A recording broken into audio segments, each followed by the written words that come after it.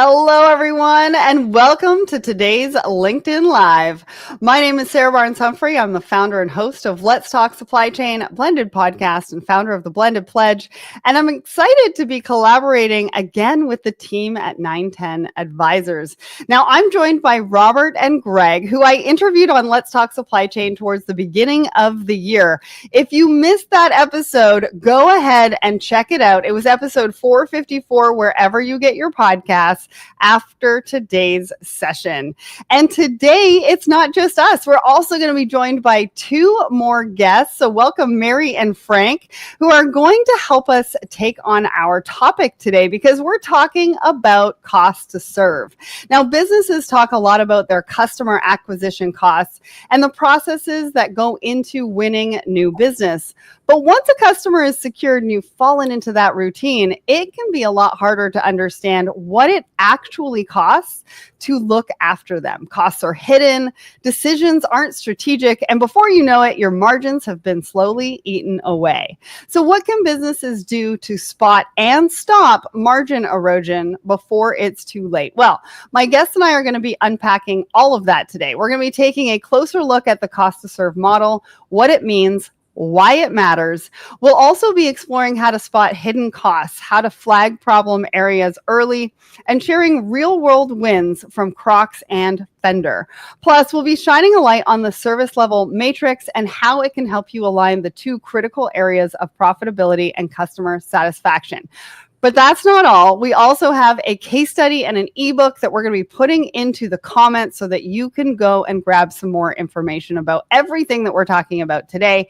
And remember, if you have any questions throughout the show, please add them to the comments. We're going to get to those a little bit closer to the end of the discussion. And if you're loving the conversation throughout the show, show us some love with some fire emojis. We love those fire emojis in the comments. So before we get started, let's get everybody to introduce yourself. So welcome, everybody. Greg and then Robert, can you let us know a little bit about who you are and your roles at 910 Advisors? Sure. I'll jump in. Hey, Sarah, thanks for having us, and we're excited to be here. I'm one of the principals at 910 Advisors, and we're a commercial and supply chain advisory and technology company. We've been in business now in one form or another for about the last 8 years, Robert and I working together. I come from a long background in the industry, kind of the hybrid in the group. Started out as an industrial engineer and ended up on the marketing side of the business and did a little bit of everything in between. So again, excited to be here, and I'll turn it over to my colleague, Robert. Thanks, Sarah. Thanks, Greg. Sarah, appreciate you having us as always. Mary, Frank, appreciate you guys popping on with us here too. So Robert Chapman, I'm a principal here at 910 Advisors. I head up all of our delivery and engagements. So I get to actually go enact all these cost to serve things we're going to talk about today. Awesome. Well, before we get to Mary, you said 910 Advisors and I said 910. What are we going with today? Let me throw a curveball at you. How's that sound? Okay. We're actually rebranding effective 10/1 to Stratify Holdings, and through that will be known as Stratify Services. So 910 will exist for another 26 days. And then we'll okay, so 910 today and Stratify, you said? Stratify Holdings effective 10/1. Yep. All right. That's awesome. Well, Mary, welcome to the show. For anybody who doesn't know who you are, tell us who you are, what you do. Give us a bit of an introduction to Fender. I mean, not that we need one, but. Yeah, no, you know Fender. It's the world's largest guitar company. In fact, you said put fire emojis in. I'm going to say you can put guitar emojis in. Guitars! Yeah. I get to run our global logistics, trade compliance, and distribution teams around the world. So making sure we get guitars in everybody's hands. Awesome. I love that. And if you're not following Mary on Instagram, you need to, because she shows all of the makings of that in the behind the scenes, and I love it. All right, Frank, welcome to the show. You're from another brand that really doesn't need no introduction, but if you would let us know who you are, what you do at Crocs, that would be great. Sure. Thanks, Sarah, for having me on. So I look after supply chain for Crocs. I've been with Crocs for about 5 years, and part of that was in manufacturing supply chain roles for the past 30 years, kind of showing how old I am now. Obviously, folks know Crocs for the iconic clog, the plastic clog, but we also have the Hey Dude brand, which is something that we acquired a few years ago. which is a little more mainline brand that folks know for the Wally and the Windy, which is a little bit of a casual logo. So Yeah, my family loves the Hey Dude. So both brands, right? Both brands are like, people just really love the Crocs. It's like, Yeah. you just find people who are just like, they have a million pairs of either thing, which is awesome. We love that. Yes. Question for you: is there a Croc emoji? Do we know if there is one or not? There is a Croc emoji, I believe. I think we have one internally. I don't know if it's like. Okay, so if you're loving the conversation, we want fire emojis, guitar emojis, and Croc emojis as well, because, that's what keeps us going. All right, let's start with the basics. So what is cost to serve? What does it actually mean in supply chain context? Greg, do you want to start us off with that one? Yeah, sure. I'll be happy to take that. I always like to start with, everybody always knows what it costs to acquire a customer, right? There's a lot of expenses when you're going out trying to sell, all the pre-sale, all the things you do to get that customer. But one of the things that gets overlooked is, what does it actually cost you to service that customer? And that's what we find is a lot of people don't understand that. It's not something that you typically have looked at, and it's something that we recognize is really important, because it's the secret sauce, if you will, to kind of get rid of those margin gremlins. I think that's your term, Sarah, that I'm stealing. But I think that's exactly what you need to do to look at that.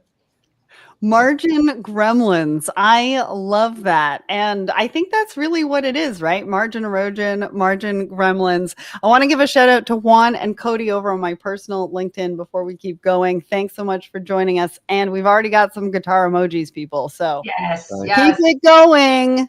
All right, Greg, what are some of the benefits that you think that it can provide to businesses to really be thinking about this, keeping it top of mind? Well, I think what it really does is, as you step back and you look at that whole chain to get that product to a customer, that's what you have to do. And you have to understand all the pieces and parts. And I think what it really does is it starts to give you a focus now on your business and how you address that business. So you start to get a lens that shows you, well, I've been treating all these customers the same, and actually they're not the same. This one's costing me a lot more to serve them, and I'm not getting the margin that I thought I was. And so that starts to open up that conversation, and it gives you that lens into the business that starts to show you, well, you know what?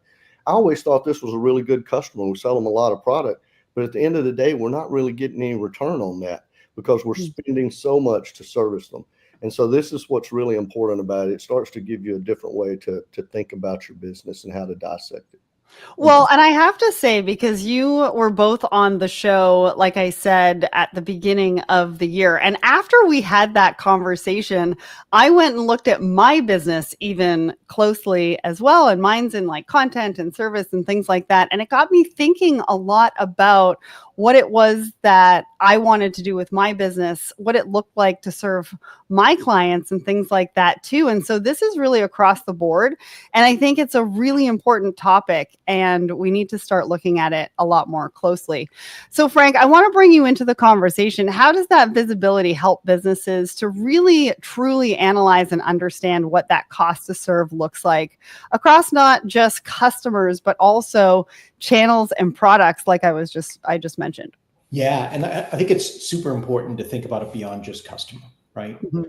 Because we look at it kind of both ways, and we look at it from a channel perspective, because we have wholesale customers, we have retail customers, and we have e-commerce customers. So we really look at those things, those channels, as kind of what's the cost to manage each channel as well, and realizing that you have to balance the cost piece against what you need to do to service those customers effectively, right? Because it's just not all about cost. As much as we love it to be just a straight up cost play, it's really not, right? We need to keep those customers happy, and like what we talk about often is meeting the customers where they are. The other piece I think when we think about it is we kind of look at delivered cost. Particularly when you're in supply chain, it gets really easy to kind of talk about, well, what does it cost us to source the product, the outbound cost? What does it cost to run it through the distribution and logistics channel? But you really have to look at the delivered cost. Sure that you're really understanding kind of beginning to end, what does it cost to get it in that customer's hands? And then what are the different levers you have to manage that cost to serve? And look, we're finding and we're doing a lot of things that, in a lot of ways is somewhat opaque to the customer, but reduces our cost to serve for that customer. They still feel the good service. They still feel they get everything they want, but we're able to do that at a much more effective cost. So I think you just have to kind of make sure you kind of peel the onion back a little bit to kind of look beyond the obvious. Well, and it's a good point, I think, also around delivery, right? I was talking to somebody on a show just the other day. There's a lot of different delivery options, and people are choosing different delivery options. And so what does that mean? Are they choosing the fastest delivery, but you're not charging for the fastest delivery? And so that cost to serve is very different from a regular delivery, just to sort of put that into context around different delivery options.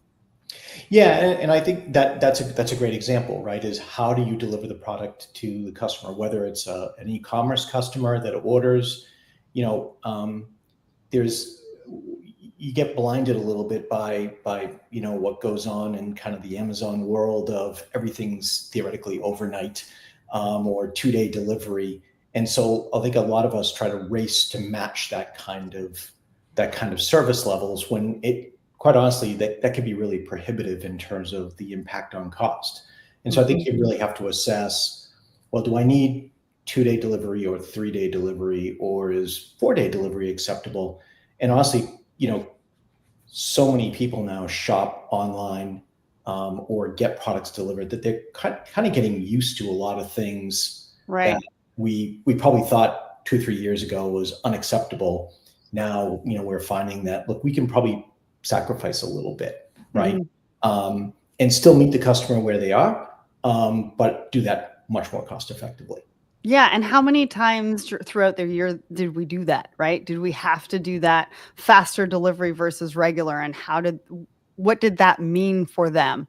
So many different things and so many different points where you have to take a look at it to see what it means to service that customer. And I think, when we extend that out, right, to a wider business level, because I think understanding the cost to serve is more than just a tool for finance. It's also a really great tool for supply chain and understanding the customer a little bit better too. And I think it can be leveraged across multiple other critical areas. So Mary, can you talk to us about that? Yeah, I mean, I think it is not just cost. If it was cost, a lot of our jobs would be easier, right? But it is, how are you differentiating? How are you creating value? Are you trading off some savings over here for something over here that's cost? I mean, you talked about with the transportation spend. Can we take 3 or 4 days and make sure we've invested in a good communication tool to the consumer so they understood what that delivery is for every cost per package flow? But I also think paying attention internally to, you're selecting vendors and they may not be customer facing immediately, but they're upstream from that customer experience. And are you buying a commodity? Or are you buying a service? And how does that show up? What are you actually solving for in the organization needs to come into those conversations.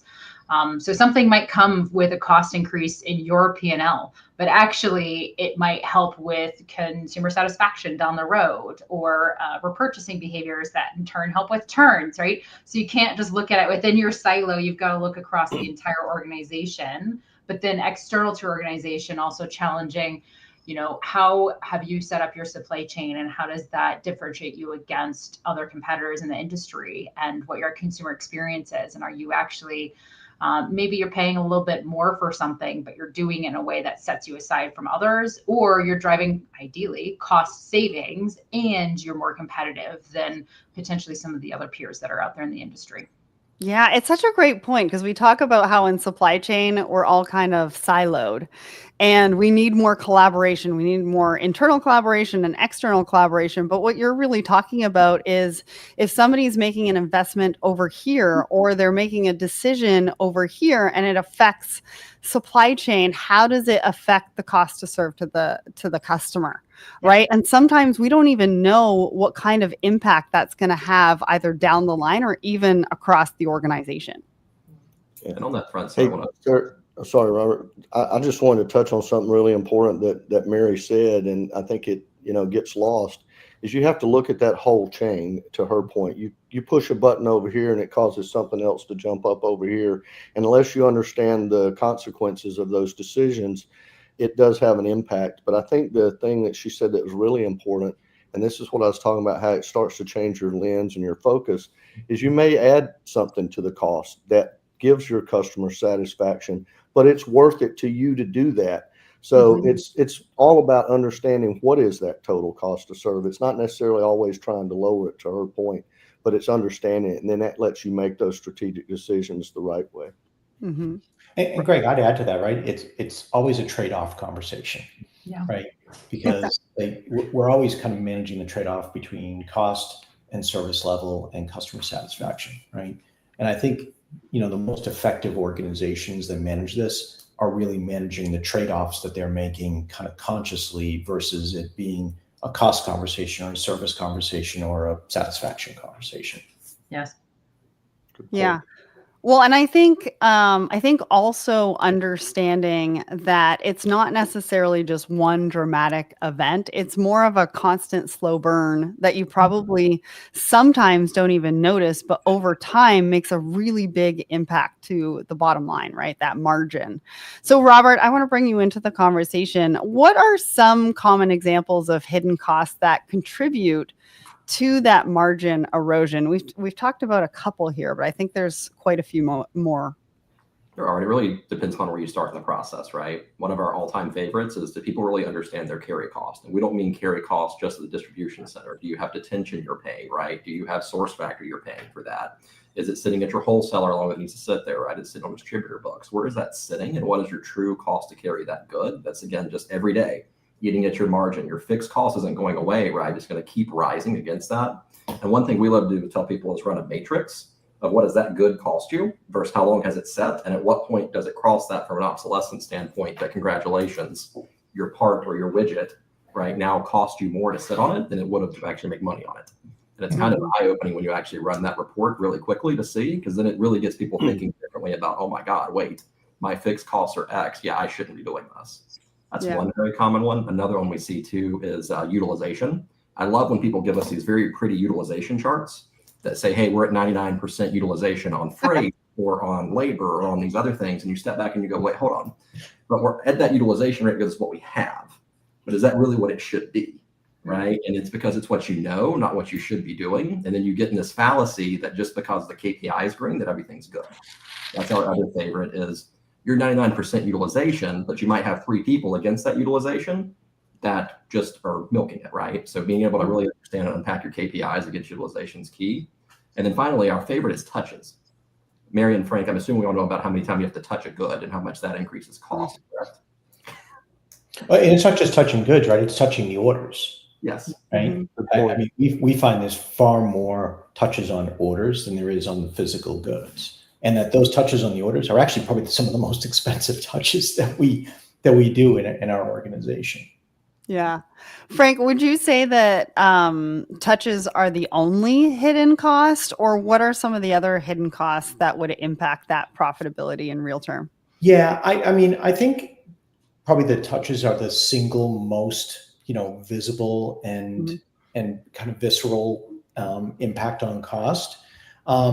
But look, there's also like in any business where, a product has a lifespan, right? And it's certainly when you're in, fashion and apparel and footwear, products have a lifespan. So like balancing that, that cost to serve and how much inventory do I keep versus the risk that a season goes by and now you've got to discount that inventory to dispose of it. Like that's another element. I think it's like a hidden element of cost to serve, right? Because we always think about cost to serve in terms of availability of the inventory for a customer when they need it. Yes. But if you hold that inventory for too long, then it's a different conversation we're having. Yeah, well, and it's capital costs if you hold it for too long. But then also, and we haven't really leaned into this, and I'm not sure if we will later on in the conversation, but also the returns. How long does it take to potentially get that product back on shelf? Because then that capital is not just in the warehouse, right? That capital is on show floor, or it's in somebody else's inventory that needs to come back to yours. Yeah. Yeah. So, Mary, do you think there's any red flags to look out for? I mean, maybe some common traps that businesses sometimes fall into. I mean, we were talking about touches, right? And Frank said that that's one of the most apparent ones, but that's really only if you're monitoring it. So, how do we catch these things? Yeah. Well, I think certainly there's traps, right? I think a big one is going to be, like Frank said, the touches. The because it's always been that way attitude can be one of the biggest kind of red flags to me of like, okay, we got to double click on this because those touches can be masked in because it's always been that way. And you've got to slow down to understand, to learn before you can make improvements. So I think another good example of a red flag is the math isn't always reality, meaning you can build a business case for something, but if you used averages, which are two extremes that come together somewhere and those extremes change, you're already off course. If you use assumptions that could change and you didn't clearly document what those assumptions were, if you didn't create an agile model even to be able to move forward with it, or lack of cross-functional alignment and assumptions of, hey, there's going to be this big business case because somebody's going to come to the table and do X, Y, and Z, therefore it's unlocked. You can immediately erode on what some of those potentials are. So just that hubris, I guess, of either using bad numbers or not being adaptive to things. The perfect scenario can create a lot of risks because implementation or timeline or cost, like these are all things that in time can erode any of those opportunities that you do eventually identify in that cost to serve once you double click on fixing it. Yeah, I love that you said slow down. Because I don't think a lot of people want to hear that. Everybody's sort of like speeding up because tech is driving change and everybody needs to get on board and things like that. What do you do when you present that sort of slow down scenario to figure things out before you can fast forward?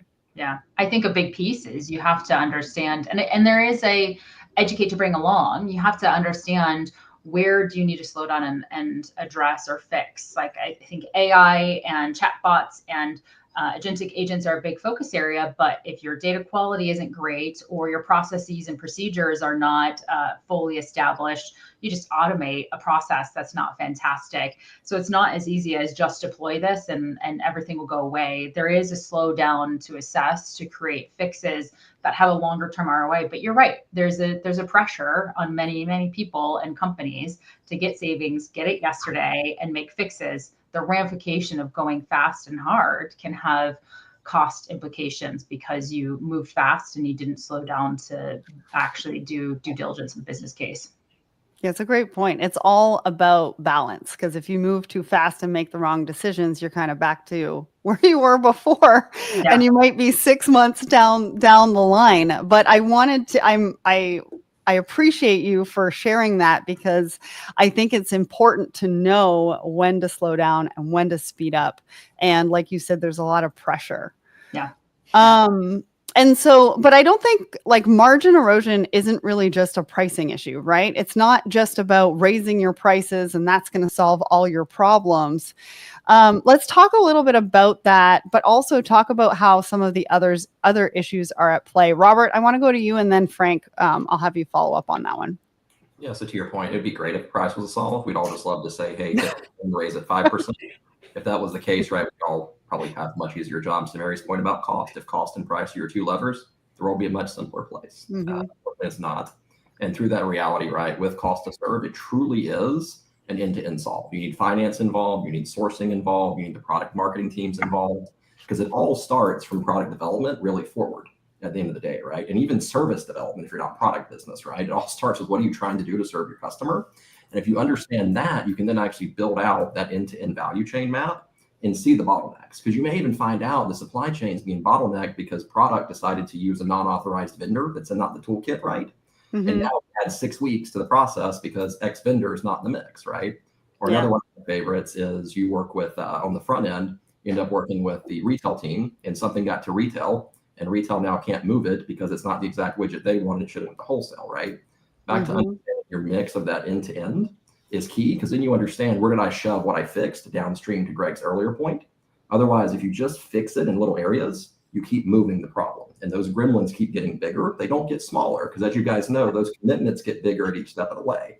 If you fix it at the source and you see how it goes to the live stream, you can see it across the board.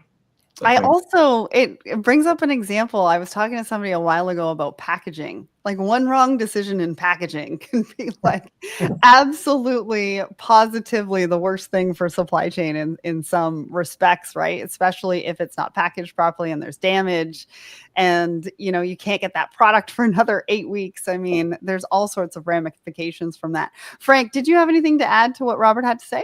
Yeah, a couple of things. I think just really build on what Robert said, right?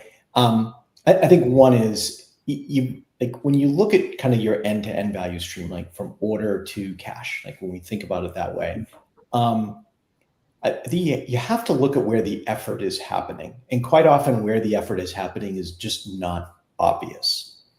And like, one of the things that we've been doing and focusing on is kind of looking at where there's tasks that are happening where we have like a large group of people who are doing the same tasks, solving the same 2 or 3 problems day after day after day, right?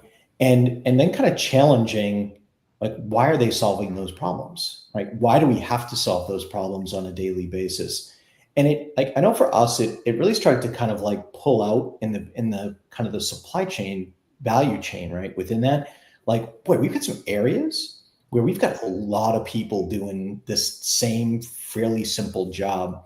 And when you start to probe and kind of, lift the hood on that and look underneath, you start to find like what's really driving costs in your supply chain. And I referenced it earlier, like the number of touches that an order has. That's an example where we started to look at that, and we're seeing like the average order was having like, I think it was like 30 touches to an average order from the time it was placed to the time it was fulfilled. And we started to really challenge and question that. And you learn a lot about what's driving your costs when you do that.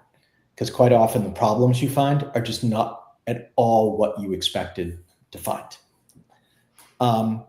Hey, the other piece, and it's a little bit adding on what Mary said, but I think it's related here, right? The other piece is, there's always this desire to go fast and solve problems, but quite often a lot of those problems come because you don't have standardized processes and procedures, right? And so that it's really challenging to convince an organization or convince a team. They've actually got to stop and standardize their practices first, right? You really think about improving. And that's like probably one of the most challenging pieces that I think we've been through, is the desire to say, okay, we have to stop and standardize first, and then we'll go forward with the improvements. But when you take that discipline and the time to do that, you actually see the improvements go a lot faster. And that's what we were talking about, slowing down to speed up, right? And I think that's a really great point, Frank, that you added in there, is like, what does that actually look like? And it's a tough spot because your team doesn't necessarily want to slow down and want to document and really look under that hood, because things could be working, right? And they're used to it happening on a daily basis. And it also means change. Yeah, it does, right? And you're kind of forcing the issue of addressing, managing the problems versus solving the problems, right? And most of our teams, they're great at managing problems, right? But when you actually say, no, we actually just have to stop managing them and solve the problems, that it gets really hard when you have to. Well, and that sort of brings me to the next point, because I want to talk about being proactive rather than reactive, because that's really what you're talking about, Frank, right? Is that we want to be more proactive. We want to be solution oriented. We want to solve for those problems and not necessarily be in the weeds and managing that every single day. So Greg, I'm going to take that over to you. How do we flip that script, right? How can we identify problems quickly? What's the impact to the businesses to go from reactive to proactive? And I can start with Greg, and then Mary, I'll have you follow up. Sure. No, no, Sarah, without, risking repeating what Frank said, but I think he's exactly right. The steps to be proactive versus reactive is slowing down. And that's the proactive approach. So the slow down is to look at everything and analyze all those different pieces and parts, as Frank said, across the value chain. And you start to see where those heavy spots of work are happening and those things are impacting that flow. And I think that's how you do that. And to his point right now, everybody's running fast because they're just trying to keep up with the business. They're trying to fix the problems that are happening. And a lot of those problems are happening because we haven't taken that proactive approach to step back and understand what are the different levers that are impacting us and causing us to do that. And I think that's where you start to really see the impact of cost to serve on your business, is when you can see that full value chain and understand what are the levers I'm pulling and what do they do when I pull that. And you've got to have that total visibility to do it. And that's what gives you that. Mm-hmm. Mary, do you have anything to add to that? Am I supposed to just say what Frank said? Because that's what Greg said. No, I'm kidding. I'm kidding. No, I'll double down. Oh, Mary, I've missed you. No, I think my ad would be, the point I think we're all making is this isn't just a procurement exercise, right? It's not like go and look at your list of vendors and who you're spending the most with and go and renegotiate those contracts. That's kind of the given. That's the table stakes of what you're doing all the time. But this is really a cultural thing. That visibility and alignment and methodology for measurement and how you're measuring and how that cost to serve comes to the table, where that spend is, but then really slowing down to look at process and procedure. I think most importantly, it's also making sure within the organization, you've got the right culture that you're creating that is of innovation, that's of reframing solutions, that's not of, you're not saying, hey, we've all been in places where we've worked, where we've had a new leader come in and the new leader immediately is like, well, that process sucks. And here's why. And you're sitting there being like, that process was my baby and I created it, right? So you've all been in those places that it's not about attacking, it's about evolving. And there's so much cultural energy that goes into making sure all people and places within the organization understand that this optimization is not anything personal, that ego needs to be stepping aside, and that you need to drive simplification over time. Yeah, I'm so glad you jumped in here with that, because you brought up a couple of things for me, right? There's inherent bias, not only in, decisions and procedures and processes that we've put in place, but it's human nature, right? We find it in data, we find it in processes, et cetera, et cetera. And so we need to take a look at that. But what you really talked about was change management. And when I think about technology and change management, they're like 20% of that is technology. Well, it kind of goes across the board, right? If you're going to look at everything, 80% is change management and the culture that comes behind it. And that's how you can make changes quickly, is by focusing also on that change management piece and making sure everybody understands why we need to slow down and do this first. If they don't understand it, it's just going to take a long time, because, it's not necessarily part of what they do on a day-to-day basis. And it means that they might have to put some extra hours in to get what they do on a day-to-day basis done. Right. So many things to think about. Now, I want to let everybody know we are putting a link to an ebook in the comments. It's called Uncover Hidden Profitability with Cost to Serve Analysis. So I know you're furiously taking notes, but also we're going to give you an ebook with all of this information as well. So go and click on that link. And if you have any questions, make sure to put them in the comments. I want to say hi to Angela over on my personal LinkedIn.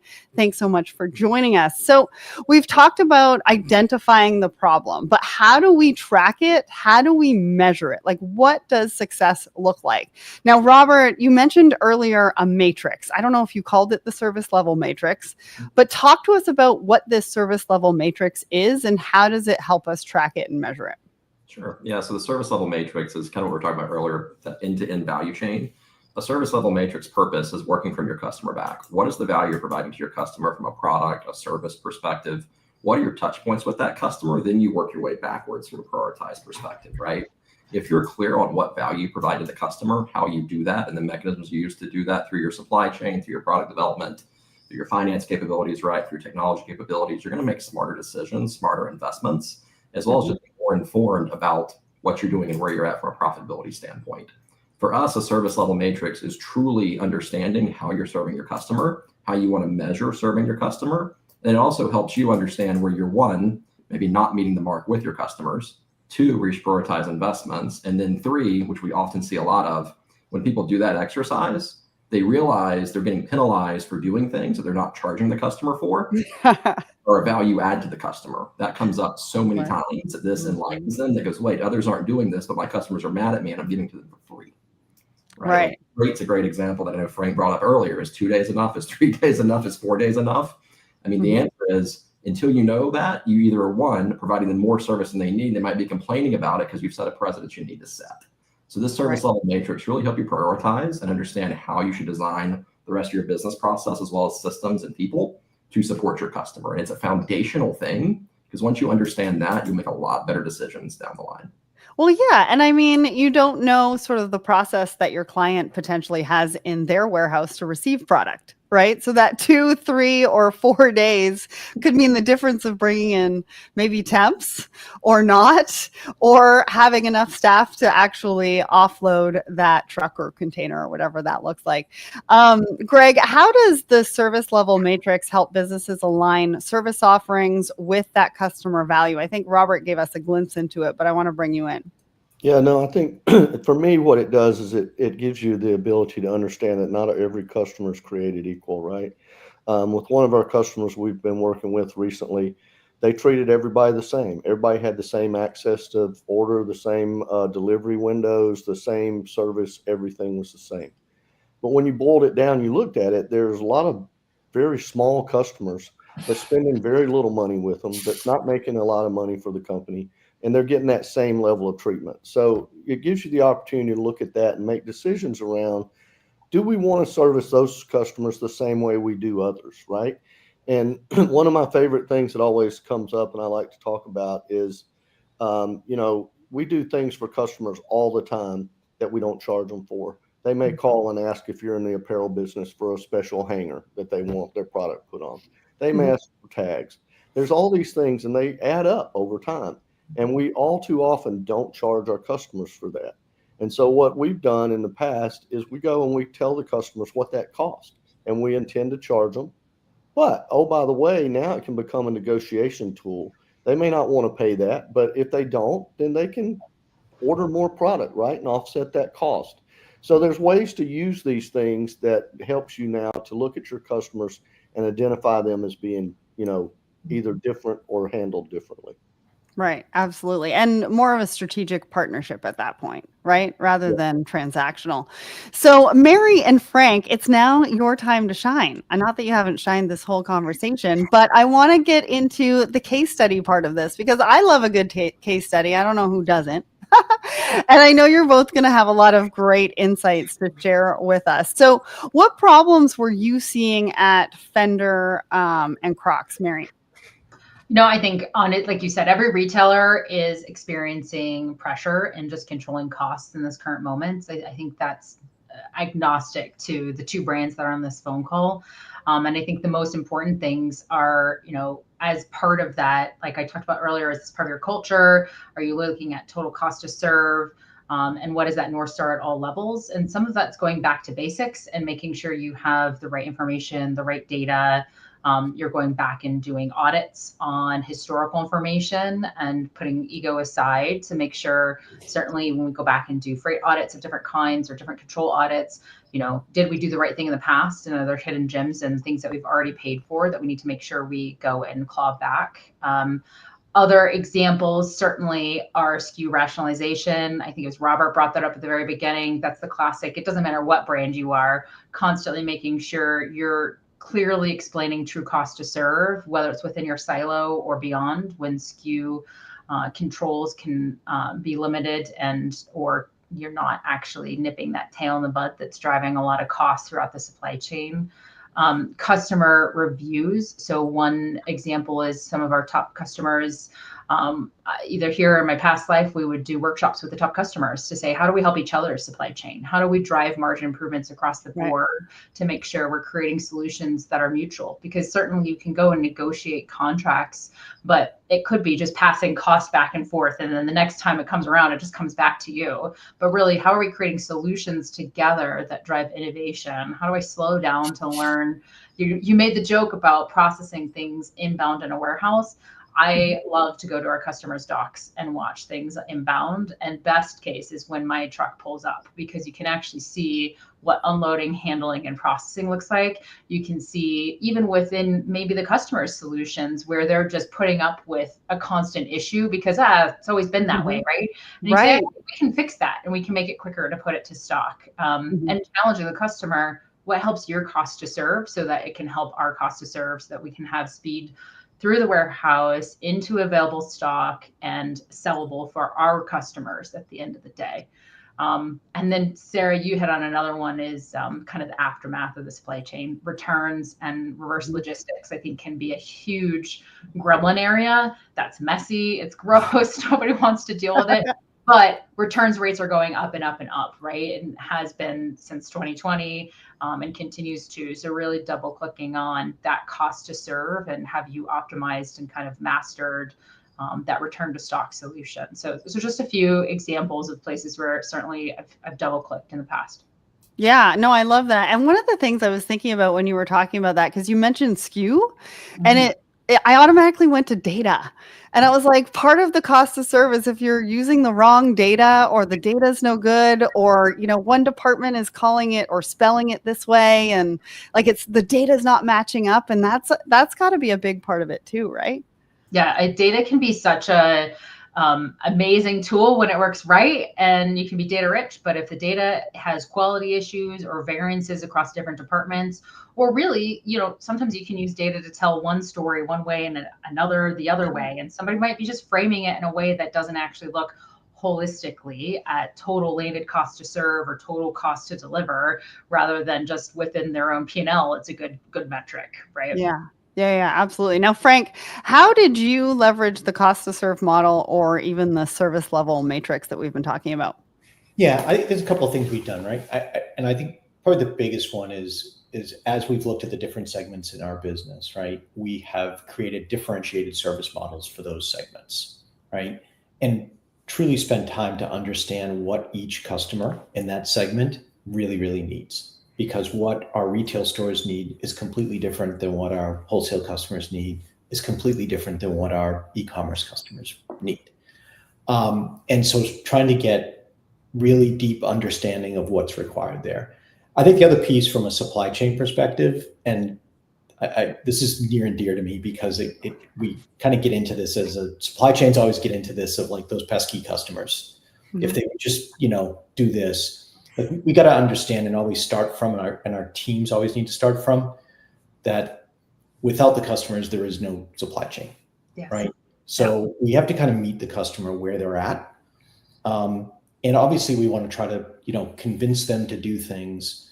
But kind of to build on what Mary said, like you just got to understand where the customer is at, what are their pain points, and the more that you can understand, particularly I think when you look at like retail and wholesale, if you can understand their supply chains and the challenges they have, a lot of times you can get to a trade-off conversation that's a much more effective trade-off conversation than just you're asking for all these things that cost me a whole bunch of money. It's much more effective if it's, hey, here's some things that you asked for that we're going to assume that you need. It does cost us money, but here's some opportunities that we see that we can offset those costs for you so that we both come out of this, in a good position. Yeah. And why exactly are you asking for that? I think we're asking for no, I mean, like you ask the customer that question, right? Exactly. Why exactly are you asking for that? Do you really need it? It's a super interesting point, right? Because we're actually finding, like, as we go through some of those conversations with customers, we're having customers who are literally saying to us, like, we still ask for that? Right. Like, we haven't needed that for like the past 5 years. And so like, it's a great point, right? Just getting that conversation in front of them of like, do you realize you asked for this? Do you still need those things? Right? And then offering them like understanding their supply chain and how they operate. A lot of times we're finding there's easy things that we can do that make our customers' lives dramatically easier. Yeah. Like, Well, and the impact of that is that it's more of a partnership, right? And you can come back to the team and be like, we were doing this, this, and this before.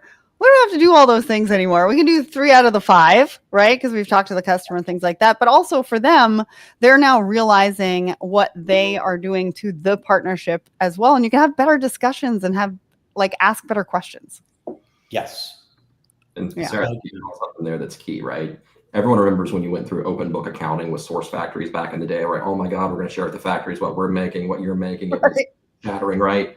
We're seeing that same evolution with customers now too, right? Everyone is in it to make the most margin possible together, right? As long as we all view it as a end-to-end partnership these days versus I have to keep everything behind closed doors, where the market's headed. And I think the more we all embrace that, the more we're all going to have a better cost to serve from the product side, from the service side, all the way down to the distributors and the retailers, to your point.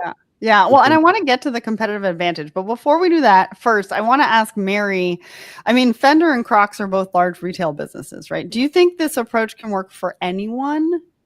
Yeah, unquestionably. I mean, I think it's regardless of size difference, the approach and methodology is the same. And, you might have different buying power in your procurement solution, but at the end of the day, your touches per order, in fact, the smaller you are, that costs even more potentially, right? And then there's scaling as well and being aware of kind of different phases of growth throughout company. But unquestionably, it's the same no matter what size of company.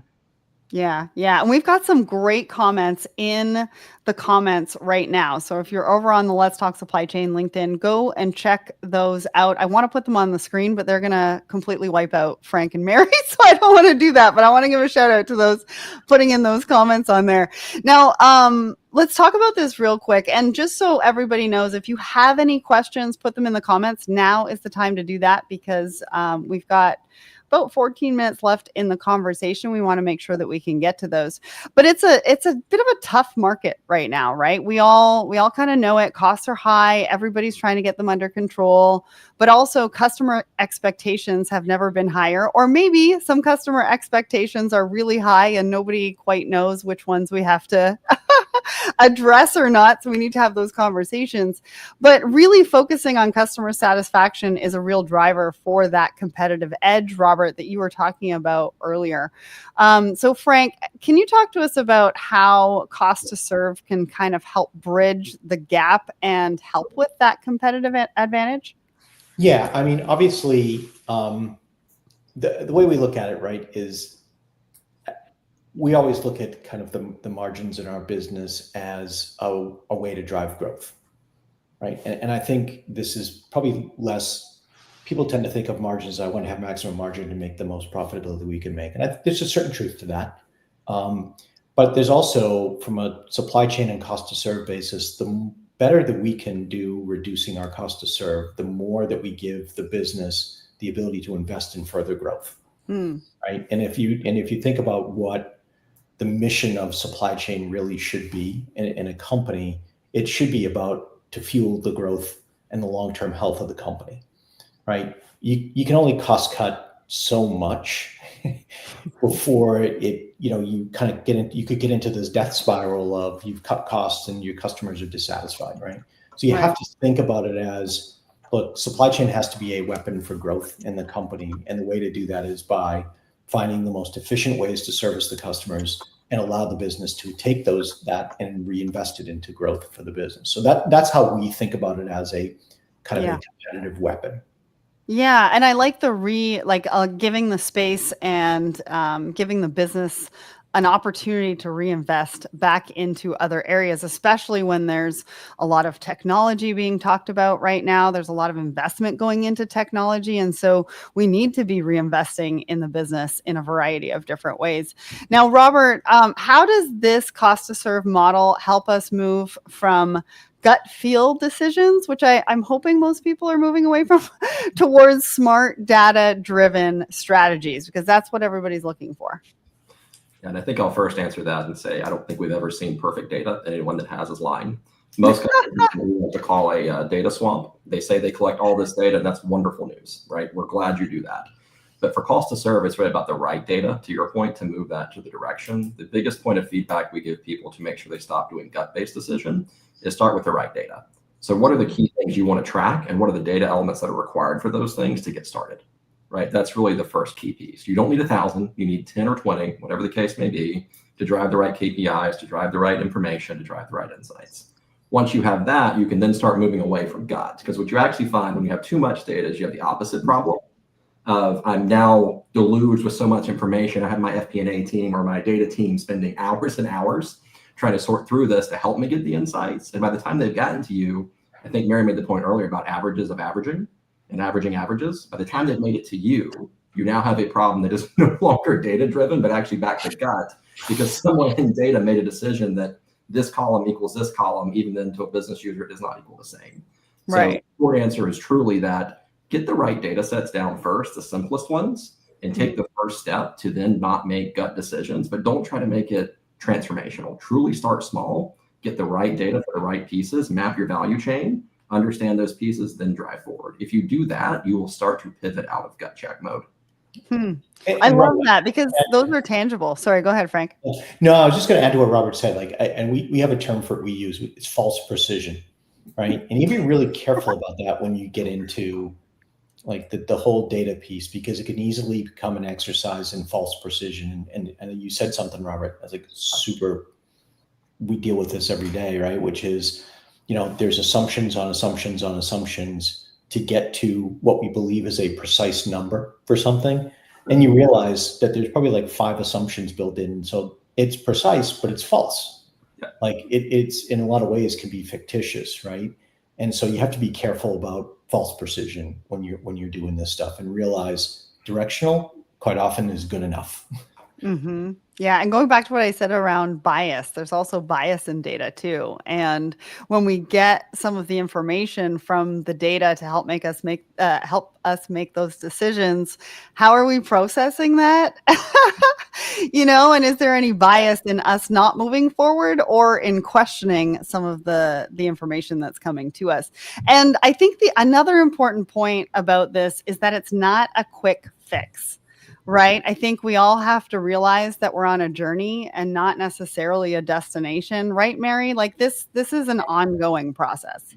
Yeah, it is ongoing. It is so easy to fall into traps of data perfection. And what if we just had one more piece of information? And, the false precision is a perfect way to say it, that we can tell ourselves we're going to get to the perfect answer if we have just one more piece of information.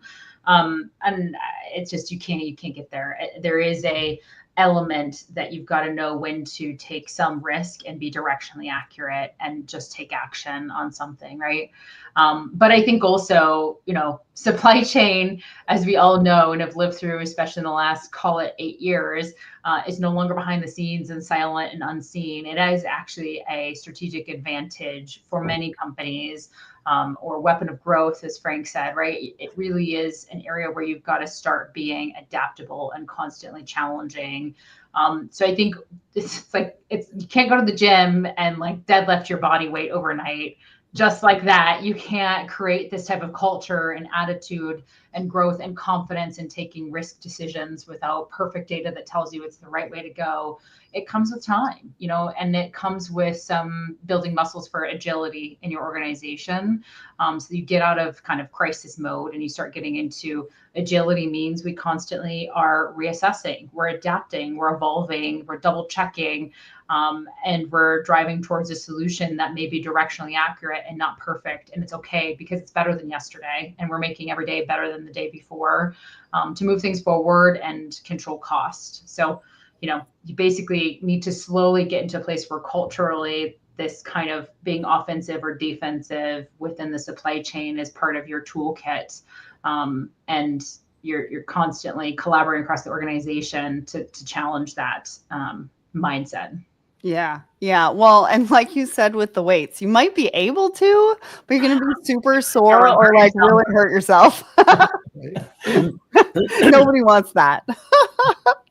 All right. Well, I want to give you all an opportunity to talk about one thing that people should walk away thinking about or taking action on from today's discussion.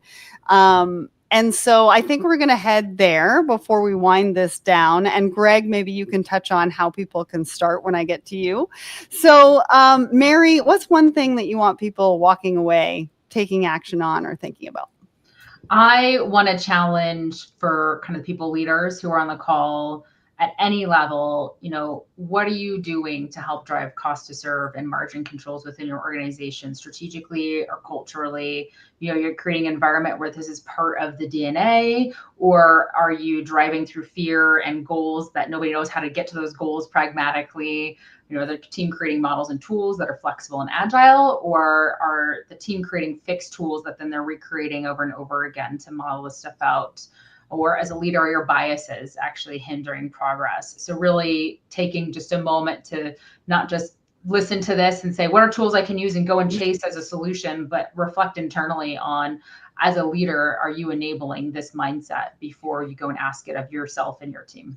I want to know from the audience who's accepting that challenge. Just write in the comments, challenge accepted, Mary. All right. Frank, what's one thing you'd like people walking away from this discussion with? I would say I'm going to give you two things, because I think these two things go hand in hand. I think the first thing is you really got to make sure you deeply understand what your customers need, right? I think starting with I'm going to reduce cost to serve is great, but if you don't truly understand what the customer's needs are, you run the risk of really alienating your customer base. Sure. So I'd say spend the time, really deeply understand what the customer's needs are. I think the part two is you got to look at your own value chain and just see where are the people and what are they doing? And when you start to see those large groups of people that are doing the same thing like again and again and again, you got to start to challenge, like, why do I have 100 customer operations people touching orders every day, right? Why do I have 20 people loading containers every day? And then just start to kind of like look at what drives the cost in your supply chain, because chances are you're going to find this whole hidden, factory of problems that you got to just kind of sign up for and say, we're not going to go manage the problems well. We're going to go solve the problems once and for all. I love that. Go from manage to solve. Thank you, Frank. All right, Greg, how can people get started? Well, I think, it's a kind of interesting thing that Mary brought up. Supply chain is always looked at, or has been looked at, as just a cost place, right? Where all the costs are. And I think it's an opportunity for supply chain to step up and kind of rise to the forefront. As she mentioned earlier, that, in the last 8 years, supply chain has risen to the forefront. So take advantage of that within your company and take a leadership role and start to have this conversation and educate the organization about cost to serve. That one will give you attention and that you're trying to do the right thing and help, but also it'll get you to thinking about things as a company differently. The one thing we've learned when we've worked with companies around this is it changes people's mindset. They start to view things differently when they're thinking about it through this lens. And so I think that's where you start, is you first educate your company, and then you start doing that analysis that everybody here has talked about. Absolutely. All right, Robert, you've got kind of the last word, because then I'm going to go into an outro, but over to you.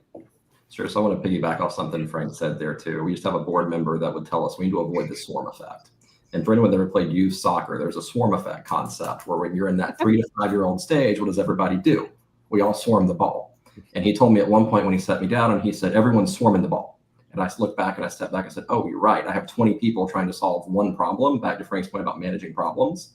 I don't need 20 people to manage the problem. I just need one person to fix the problem. And that mindset shift, when he told me that, really got me thinking differently about the swarms problem. So I just want to give Frank kudos for that one. The second one, and for those that know me on the call, is good is good enough, and take the first step. The worst thing you can do is not take the first step. Always lean towards action. And if you don't lean towards action, you are inaction, and that is typically worse than not doing anything. And slowing down to speed up is an action, so the group's clear. But you have something. Take the first step. Amen. Yeah, that is such a good point. Slowing down is an action step. So take a look at that one. Remember, we've got links in the comments to the ebook. We also have a case study in there as well. So head over there, click on the links, and go get that today. But that brings us to the end of today's discussion. I want to thank Greg, Mary, Robert, and Frank for joining me today. I mean, it's been such a valuable discussion because hidden costs can have a huge impact on your business before you even realize it. We've talked about that today. So to hear exactly how understanding your cost to serve and even leveraging it to build a service level matrix, to me is just fascinating because I'm taking some of this and putting it into my business as well. The impact, I think, of being able to find that balance between cost and customer, switching to strategic decision making, is going to have a lot of benefits to businesses and also bottom line. So if you want to find out how you can protect your profits with smarter supply chain decisions, go and check them out at 910advisors.com, not 910, 910. And a big thank you to all of you for listening, watching, and commenting today. I'll see you all again soon, and I really appreciate you all for coming on the show. Bye, everybody. Thank you, sir. Thanks, everybody.